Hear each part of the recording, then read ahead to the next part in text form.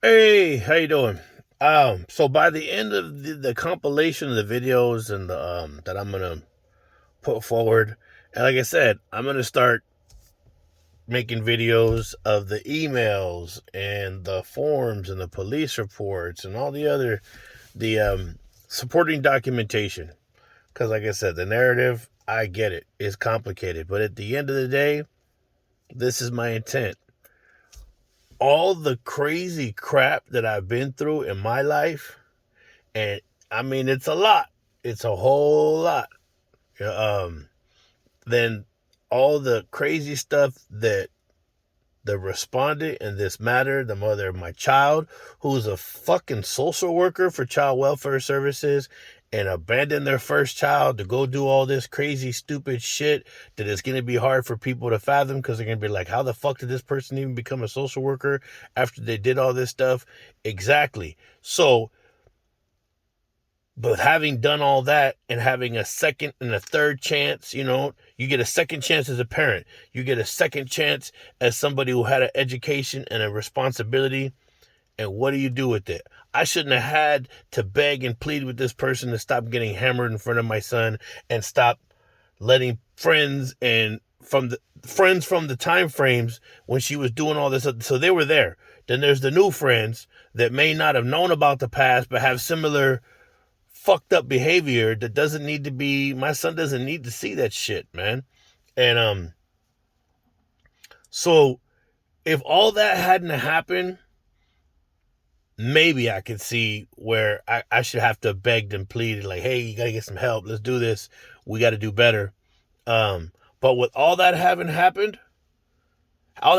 happened, and then the fact that this person is a social worker for child welfare services, fuck no, I shouldn't have had to sit there and beg and plead and have to sit there and navigate through all the enablers that had they were worthless. And I'm gonna go through all that. Each one of you fucking enabling individuals that selfishly, because you're fucked up, was justifying the behavior instead of saying, yeah, let's get it done together. All that, I get so frustrated when I hear people, they're like, I love you and I love you so much. Why don't they love each other enough to use that love to facilitate a change in their life, especially when it comes to substance abuse? When my brother got killed in Afghanistan, I took his death and the death of everybody else, and I use that, like, I love you guys, I will not fail you. I use that to get clean and sober. So it's an achievable standard because there's plenty of people that have. But when all these people who are toxic because they can't get their shit together, they're just like, I love you, I love you, I love you. It just seems fake as fuck. And I'm going to go through all that because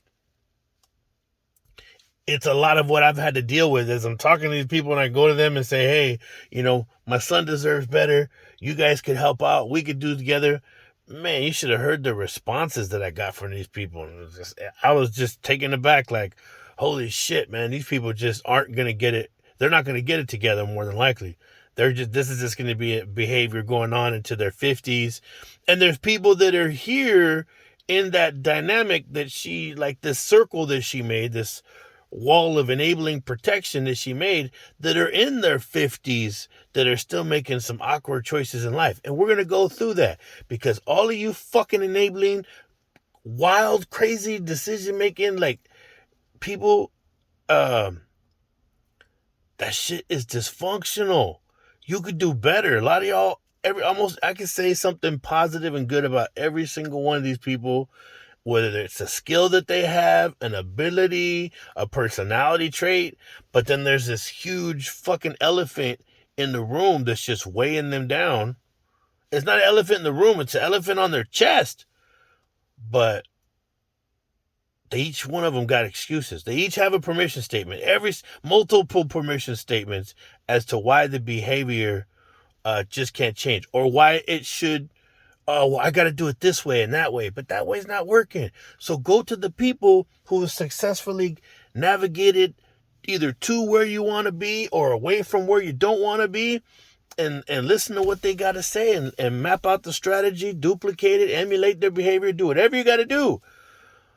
But when somebody who's been fucking up left, right, up, down, all over the fucking place, they show up and they're like, I need help, but they want you to help them. They're like, oh yeah, no, I don't want to do it that way. I want to do it this way. But isn't that kind of how you got yourself in the circumstance? So in that case, when you hear that, you got to listen to what they're saying. First of all, if they are parsing themselves from any responsibility for whatever detriment they have. Now they can give a larger percentage of responsibility to somebody else, but if they just completely remove themselves, that's very rare. It does happen, but if you hear them saying, "Oh no, this person, that person, I had nothing," and you got to listen to the narrative, you probably can't help those people. You know what I mean? Because they're not ready yet. And if somebody's like, oh yeah, no, I want to do it this way, that, it's like all those people are doing is looking for an enabler to help them to be able to maintain whatever negative behavior or pipe dream, bullshit ass, like, oh, I'm gonna get to this point right here by using this strategy that hasn't worked repeatedly over and over and over. That's just them getting somebody to maintain whatever that thing is of comfort, because they don't want to press out and utilize an effective strategy to get them where they need to get to and where they want to get to. So by you facilitating and stringing it out, the negative behavior, instead of holding them accountable, it's not very likely that they're going to get here. Because all this chaos that's happened right here, to include myself, to include myself, many of things that I've lost in my life, or many of the hardships that I've endured, have been at the as a result of my own decision making and permission statements and everything. So that's not helping people. We got to hold them accountable. They got to hold us accountable. That's when you love somebody, and that's when somebody loves you, is when they tell you what you need to hear, not what you want to hear. But when this individual, now, like I said, when it goes from A to B, you can be like, God dang, that's a fucked up story. Yeah. And we have people that have been murdered. Multiple. I don't mean like one or two or nothing. I'm talking about multiple people that have been murdered because of the decisions they made. They got and they were part of this journey and celebrated the choices that people made. It's like, man, you got to take that hard outcome and use it as a strength to facilitate change, not celebrate, our friend got murdered because they were alcoholic and drug addict, and we're going to celebrate how they live by getting fucked up. Like, what? Why not get sober? I'm going to get sober. My friend got raped repeatedly, stabbed, lit on fire. She's dead. Why wouldn't they get sober for her? Say, I'm going to get fucking sober for Mariana Bravo. They just don't think like that, man. That's crazy. Yeah, I don't get it. We have people that have died because of car accidents. People that have anatomically died. My foster mother, my spouse's friend, because of alcoholism. She saw my foster mother die in the bed as a result of this. And the expectation is for me to just sit there and watch my spouse drink herself silly and then do that shit in front of our son so that he could be a teenage alcoholic like she was. Nah, I don't think so. That shit ain't, no. You know, I'm not going to wait until my son's a fucking teenage drunk and then I'm a desperate parent trying to save my child from that.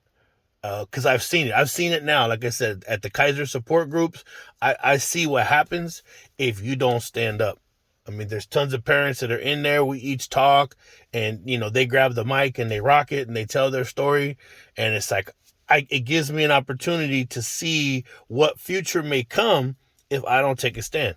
But I had to scorch my marriage to do it because I was held at bay. It was like you're held fucking hostage, that if you don't put up with the behavior and if you don't enable it and everything, that you're going to lose everything else. And I built this And I know something that's not a bullshit narrative. It's the truth, man. I built this on the deaths of my friends. Like, I use that as the strength to change my life. And I made a horrible decision by picking somebody who just ain't gonna let go of the fucking drinking. She let go of it for a long enough time, made all these promises, but it wasn't before long before this is her fault. She made choices. She maintained those relationships with those negative people that I can't stand because they knew how much progress she made. And yet the first thing they want to do when they see her is bring her back down to that level. Fuck you, Jennifer. And fuck all you other fucking drunk ass fucking enablers who can't get your fucking life squared away and want to bring her fucking down and be, I love you. Shut the fuck up, man. Go fucking grow the fuck up and stop using other people. Oh, I know my mom and all this. Shut the fuck up. Your mom would want you to be sober and living a good life. Stop using her as a fucking excuse to fuck up, man. There's so many positive people in my spouse's life. We don't hang around them. We see them fucking few and far between. The most positive friends she has, some of them, I would say, live in San Jose, only a couple hours away. We hardly have ever seen them in 10 years. You know who we've seen a whole bunch of? Is the fucking drunk fucking ones, cocaine addict, fucking strung out on coke, can't get their fucking life together, can't pay their bills, don't own a home. People live, her friends, drunk ass friends here, living at home with their parents. Jeez.